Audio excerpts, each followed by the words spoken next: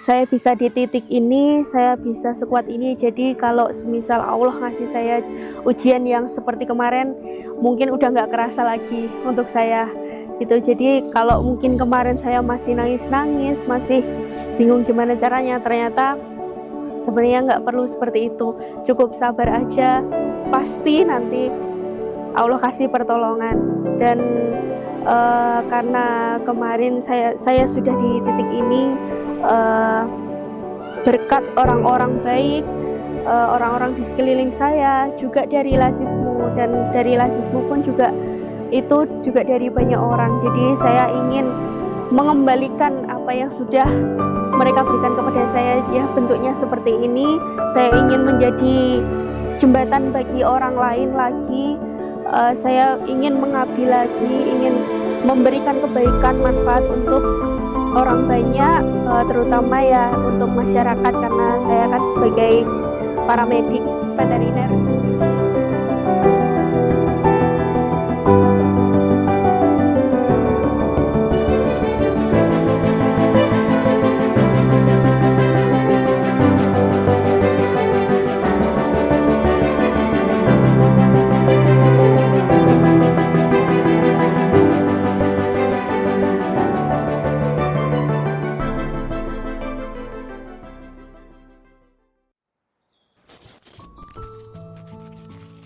Perkenalkan, nama saya Wahyuni Nurul Puspitasari, biasa dipanggil Nurul.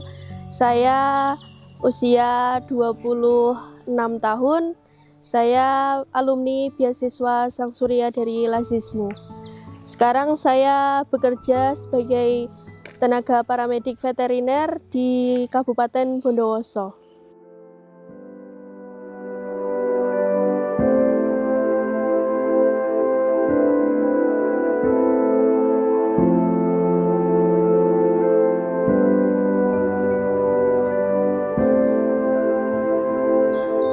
Dulu saya sekolah di SMA Negeri 2 Sragen. Sebenarnya sih kepengennya di SMA 1, cuma karena orang tua takut biayanya mahal, jadi akhirnya pilih yang SMA 2. Terus pas waktu kelas 2 SMA itu saya sempat terkendala biaya, Mbak. Pada waktu itu kan kayaknya masih bayar SPP, jadi sekitar 250.000 itu. Pas kelas 2 SMA kebetulan bapak sakit, terus tidak bisa jualan, akhirnya saya bingung bayar SPP-nya gimana. Terus tiba-tiba guru saya ada yang ngasih info, katanya ini ada yang mau bantu kamu bayar SPP gitu. Terus akhirnya saya dipertemukan sama Lasismu, saya dapat beasiswa mentari pada waktu itu sampai saya lulus SMA. Terus pas waktu lulus SMA itu sebenarnya saya sangat bertekad untuk kuliah sih, Mbak. Harus kuliah. Pada saat itu malah saya belum kepikiran biayanya dari mana, yang penting saya mau masuk kuliah dulu, bisa keterima di negeri. Nanti kalau misalnya memang sudah jalannya saya di situ, pasti ada jalannya. Pas itu saya berdoanya seperti itu sih, Mbak. Cuma akhirnya pas saya sempat daftar di universitas yang lain, itu sebenarnya keterima, cuma karena dikasih tenggang waktu 6 hari untuk pembayaran. Dan pada waktu itu orang tua sama sekali tidak ada uang untuk biaya saya kuliah. Saya juga nggak tahu kenapa saya bisa senekat itu untuk maksa masuk kuliah. Terus akhirnya saya keterima di D3 Kesehatan Hewan UGM. Terus karena pada waktu itu nama kita itu di list ya, Mbak. Jadi si ini kuliah di mana, si ini kuliah di mana. Akhirnya guru saya yang dulu mendaftarkan saya beasiswa di Lasismu akhirnya bercerita juga ke Mas Tommy. Akhirnya terus alhamdulillahnya saya dapat kesempatan ada beasiswa dari Sang Surya itu. Saya juga sempat kaget pas waktu semester 1 itu kan saya juga tidak ada motor, Mbak, motor tidak punya. Jadi bingung pas awal kuliah itu saya cuma bawa sepeda ontel itu, jadi jaraknya lumayan jauh dari kos saya, lumayan kesusahan kalau ngejar waktunya. Terus akhirnya tiba-tiba nggak tahu kenapa, nggak tahu dari mana, pas saya bingung ini gimana, saya wirawirinya, saya pulangnya saya juga pas itu masih bingungan. Terus tiba-tiba Mas Tommy ngasih kabar ke saya kalau Mbak, ini ada sepeda dari Lasismo yang bisa dipakai buat Mbak Nurul. Akhirnya saya sangat berterima kasih sekali, sangat terbantu. Terus itu pada saat itu beasiswanya saya di angkatan 2017 Mbak. Pas awal masuk kuliah sampai saya juga selain dipinjami motor, dapat uang UKT, juga saya diberi uang saku.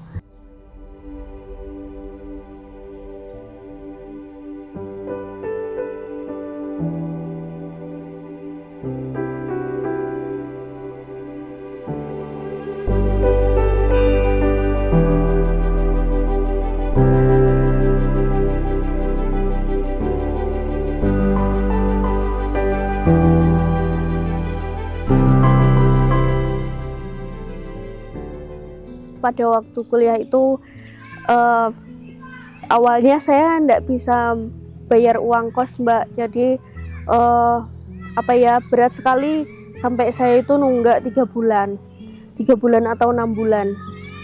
Terus untuk makannya juga saya paling sehari itu kebetulan alhamdulillahnya warung di sebelah saya itu jualan nasi, dan nasinya itu sangat murah. Jadi saya tuh sehari makan 2 kali. Yang pertama itu sarapan itu saya paling cuma habis 3.000 rupiah, itu sudah alhamdulillah sudah kenyang. Terus yang kedua itu makan malam, itu paling saya cuma makan pas waktu itu kalau nggak sama kecap kerupuk ya paling mie instan. Kalau mie instan itu kan masih lumayan mahal Mbak, kalau kerupuk kan paling 1.000 sudah dapat. Jadinya terus pas semester 2 itu alhamdulillah dapat beasiswa yang dari Lasismo, yang Sang Surya itu ada uang sakunya. Jadinya saya sangat terbantu sekali pada saat itu, alhamdulillah bisa membayar uang kos. Jadi saya bisa lebih irit lagi untuk kehidupan saya sehari-hari. Dan untuk pada waktu itu kan saya praktikum dan laporannya sangat padat ya Mbak, jadi kayak nggak ada waktu aja gitu buat mau kerja. Sebenarnya mau banget ini, mau cari part time, tapi waktunya yang nggak ada. Bahkan saya saja pernah sampai saking padatnya jadwal itu, saya pernah nggak tidur 2 malam, itu nggak tidur sama sekali. Jadi badan itu rasanya sangat sakit semua, capek, matanya capek. Tapi ya gimana lagi, tapi alhamdulillah sekali Lasismo membantu saya. Jadi pertolongan Allah itu datang di saat yang tepat. Setelah itu sampai lulus, akhirnya saya kerja di klinik. Terus setelah 1 bulan saya keluar karena memang tidak cocok dengan cara kerjanya. Terus saya daftar di klinik yang kedua. Alhamdulillah selama 1 tahun saya ketemu sama senior-senior yang hebat, yang benar-benar memang keluarga, yang banyak memberi saya wejangan, nasihat tentang semua nilai kehidupan. Saya juga dibekali untuk ilmu-ilmu di bidang saya. Kemudian kenapa saya bisa daftar di PNS itu sebenarnya tidak terfikirkan sama sekali Mbak sebelumnya. Karena sejujurnya pas awal itu saya mikirnya ngapain daftar PNS gitu. Karena kan kalau PNS itu kan orangnya pasti harus saklek begini-begini. Tapi ternyata ucapan itu adalah doa. Jadi kembali ke saya sendiri. Akhirnya dokter-dokter saya di klinik itu menyarankan saya untuk mendaftar PNS pada tahun 2021. beliau bilang, dicoba dulu Nurul, siapa tahu itu rezeki kamu. Akhirnya atas saran dokter senior saya di klinik itu, saya coba untuk mendaftar. Kebetulan pada waktu itu orang tua juga menyuruh saya untuk mencoba. Jadi ya sudah, saya coba, saya turuti apa kata orang tua terlebih dahulu. Akhirnya setelah saya coba, saya belajar.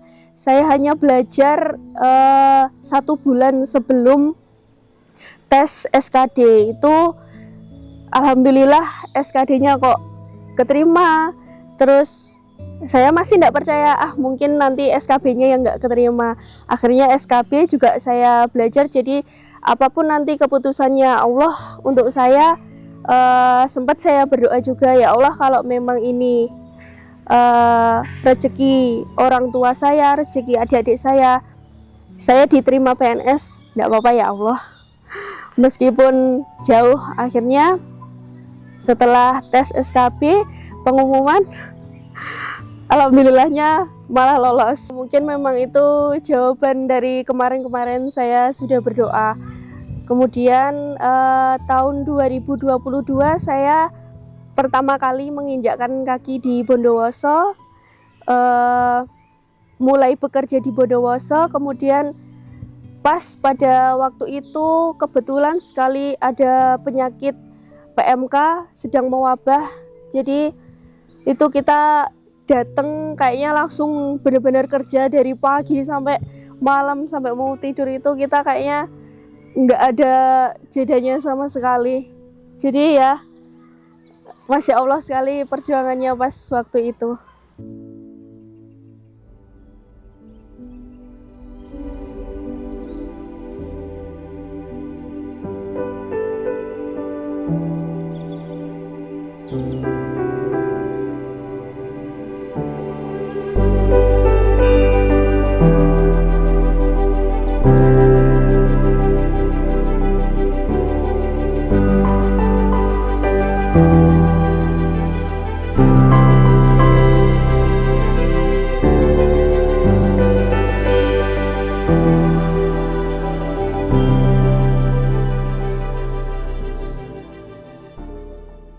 Pas waktu awal itu saya kan punya 2 adik Mbak. Yang satu itu masih kelas 4 SD dan yang satu baru masuk SMA. Sebenarnya pas waktu saya kesini itu, yang adik yang masuk SMA itu sebenarnya dia masih kelas 1 SMP Mbak. Jadi dia ditinggal, bapak ibu sempat ikut ke sini, pindahan di sini, berjualan di sini. Adik di rumah sama Bude sama Simbah pada waktu itu. Terus pas jualan di sini ternyata memang tidak cocok dengan masyarakat di sini, memang masih kurang lah gitu. Akhirnya bapak dan ibu berpindah di Sumbawa lagi. Terus tapi adik yang nomor 1 tetap di rumah, tetap sekolah di rumah sama Bude. Sebenarnya saya sudah sejak lama pengen banget bawa adik-adik ikut sama saya, cuma pas waktu itu kayaknya masih saya belum siap. Terus setelah saya menikah, saya baru membawa adik saya ke sini. Memang sudah rencana saya dari awal pengen adik-adik saya ikut saya aja, karena kan ya perbedaan didikan juga ya Mbak ya. Kalau orang tua zaman dahulu kan memang lebih keras, lebih masih mungkin ya juga punya luka sendiri pas waktu kecilnya. Jadinya saya membawa adik-adik ke sini dan alhamdulillah suami saya mensupport saya, mengerti keadaan saya, juga menerima adik-adik saya. Jadi saya sangat berterima kasih. Terus saya pengen adik saya tidak kekurangan dari segi makan, hobi, pendidikan. Itu saya tetap berada di belakang mereka, mendukung mereka. Apapun yang mereka mau, asalkan itu positif, pasti saya dukung. Saya nggak mau mereka seperti saya dulu. Dulu saya sempat pengen ini Mbak, les itu harganya kalau dulu tuh kalau nggak salah 3,5 juta. Saya pengen banget masuk les itu, cuma saya terkendala biaya, jadi bapak nggak bisa ini, akhirnya saya nggak bisa ikut les. Terus saya pengen ikut ekstrakurikuler yang dimana itu mengeluarkan biaya juga, itu saya juga nggak bisa karena saya terkendala biaya.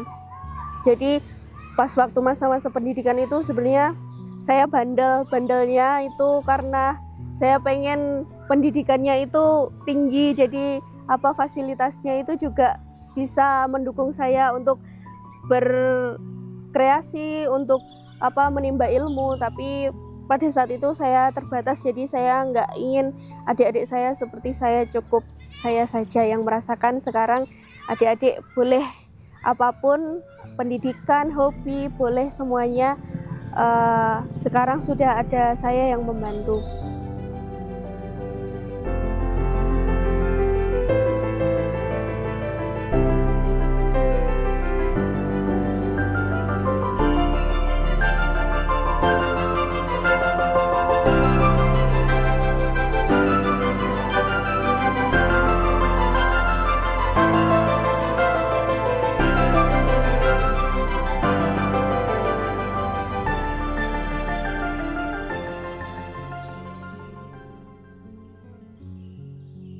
Jadi saya bekerja di sini sebagai paramedik veteriner Kecamatan Sukosari. Saya bekerja itu ada 4, Mbak. Jadi yang pertama pelayanan mandiri, kemudian vaksinasi. Semenjak ada PMK itu, jadi kami rutin vaksinasi setiap hari. Terus kita juga ada pembinaan di kelompok ternak, karena kalau di sini itu banyak kelompok-kelompok ternak begitu, Mbak. Jadi kita ikut membina, mendampingi, terus kemudian juga ketika ada keperluan rapat di kecamatan ataupun musyawarah dengan desa, kami juga ikut andil di dalamnya.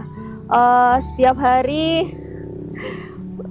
saya berkecimpung dengan sapi-sapi ini ya lumayan. Dulu awalnya memang saya nggak pernah mengira bisa bekerja di sini, karena sebenarnya saya itu bidangnya di hewan kecil, Mbak. Jadi kayak hewan besar itu saya kan memang pas waktu semester akhir itu kita difokuskan untuk hewan besar, eksotis atau hewan kecil. Jadi saya itu sebenarnya sukanya di hewan kecil seperti anjing, kucing, seperti itu.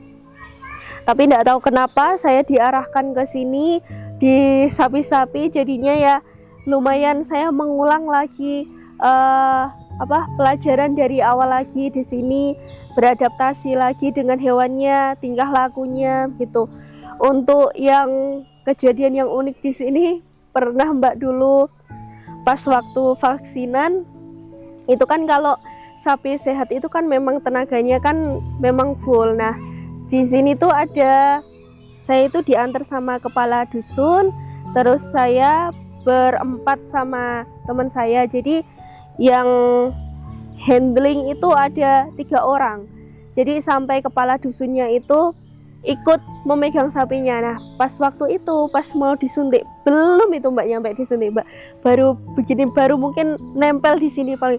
Aduh, sapinya itu udah ngamuk sampai semakin dipaksa. Pas mau dimasukkan jarum suntik itu malah dia lari benar-benar yang sampai semua orang itu terpental, Mbak. Aduh, itu rasanya deg-degan sekali di saya, karena takut, karena bapaknya itu takutnya kenapa-kenapa, karena bapaknya itu sampai jatuh semua. Akhirnya dibantu ketambahan 2 orang lagi, kita ikat di pohon. Alhamdulillah sapinya bisa dipaksa untuk ini ditangani begitu. Yang utama sebenarnya saya itu memang sayang sekali sama hewan-hewan, Mbak. Jadi saya sebenarnya nggak bisa melihat hewan ini kesakitan itu. Saya sebenarnya lebih kasihan ke hewannya daripada orang gitu. Jadi kemudian yang kedua, saya ingin membantu masyarakat di sini. Jadi karena kalau di sini kan masih banyak yang pelosok, yang masih banyak yang di daerahnya masuk-masuk. Jadi mereka itu untuk KIE-nya itu masih kurang. Jadi setelah saya masuk di sini membantu, karena kalau sapi di sini itu kan tabungannya peternak ya Mbak ya. Jadi alhamdulillah bisa mengabdi ke masyarakat, terus bisa membantu peternak, dan peternak di sini itu juga menerima masukan, saran dari petugas setempat seperti itu. Terus karena juga banyak ilmu pengetahuan yang tentang sapi itu masih sangat rendah Mbak. Jadi sebisa mungkin saya datang di sini itu jadi sekalian untuk mengedukasi masyarakat. Kalau sapinya seperti ini, penanganan pertama seperti apa gitu, seperti itu. Terus baiknya cek lahiran itu di bulan keberapa dan sebagainya Mbak, karena masih di sini masih awam sekali. Bahkan waktu sapi hamil itu mereka tidak mau sapinya disuntik Mbak awalnya Mbak. Jadi takut, benar-benar takut kalau nanti anak yang di kandungan itu bisa keguguran. Assalamualaikum warahmatullahi wabarakatuh. Saya Hendri Widotono, SPT MP, Kepala Dinas Peternakan dan Perikanan Kabupaten Bondowoso. Selanjutnya saya mohon izin memperkenalkan staf kami yang bernama Mbak Nurul. Ini adalah sebagai tenaga paramedis kesehatan hewan di wilayah Kecamatan Sukosari. Jadi tugas sehari-harinya beliau itu adalah melayani masyarakat di bidang peternakan dan kesehatan hewan. Adalah sebagai pendamping peternak di wilayah Kecamatan Sukosari. Jadi sangat vital kehadiran beliau di sana. Jadi selama ini memang tidak ada petugasnya, dan kebetulan beliau direkrut melalui sistem chat.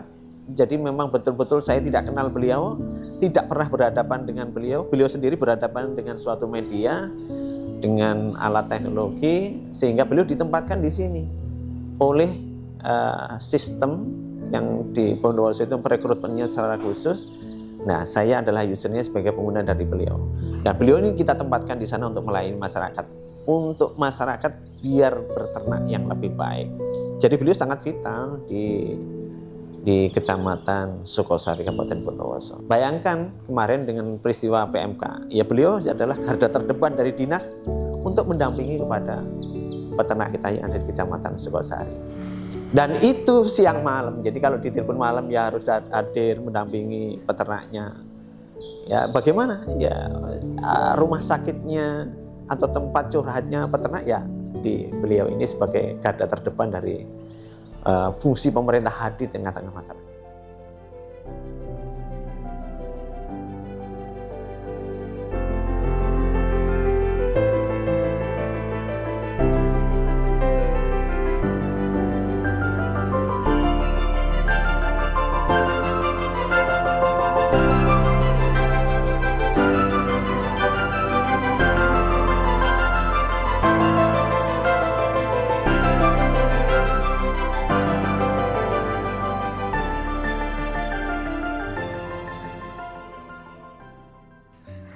Perjuangan istri saya dulu sebelum daftar PNS sangat luar biasa. Dulu dia bekerja di pet shop, bekerja dengan sungguh-sungguh di pet shop, kenal dengan dokter hewan, dokternya baik-baik. Dan ada saat pendaftaran CPNS, itu saya ikut mendaftar atas saran dari orang tuanya, terus mencoba mendaftar. Dan dari kenalan dokter hewan di pet shop, diberikan banyak ilmu dari dokter hewan pet shop. Terus alhamdulillah keterima di PNS Bondowoso sini. Sungguh sangat hebat perjuangannya dulu. Satu kata buat istri saya, sempurna. Kalau dari saya, terima kasih untuk suami saya sudah sabar menemani saya, sabar menghadapi tingkah laku saya, dan sudah mau berjuang bersama saya di sini. Dari semua cobaan yang sudah Allah kasih ke saya, alhamdulillah saya bisa di titik ini, saya bisa sekuat ini. Jadi kalau semisal Allah ngasih saya ujian yang seperti kemarin, mungkin udah nggak kerasa lagi untuk saya gitu. Jadi kalau mungkin kemarin saya masih nangis-nangis, masih bingung gimana caranya, ternyata sebenarnya nggak perlu seperti itu. Cukup sabar aja, pasti nanti Allah kasih pertolongan. Dan karena kemarin saya sudah di titik ini berkat orang-orang baik, orang-orang di sekeliling saya, juga dari Lasismu, dan dari Lasismu pun juga itu juga dari banyak orang. Jadi saya ingin mengembalikan apa yang sudah mereka berikan kepada saya, ya bentuknya seperti ini. Saya ingin menjadi jembatan bagi orang lain lagi. Saya ingin mengabdi lagi, ingin memberikan kebaikan, manfaat untuk orang banyak, terutama ya untuk masyarakat, karena saya kan sebagai paramedik veteriner di sini.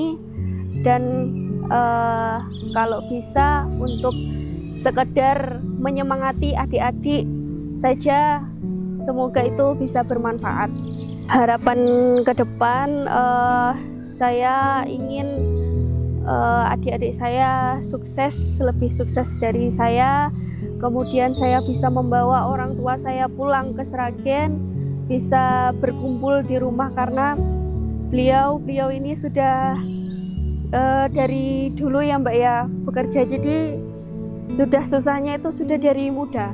Jadi saya nggak pengen mereka terlalu tua nanti bekerja, akhirnya nggak bisa menikmati waktu tua di rumah.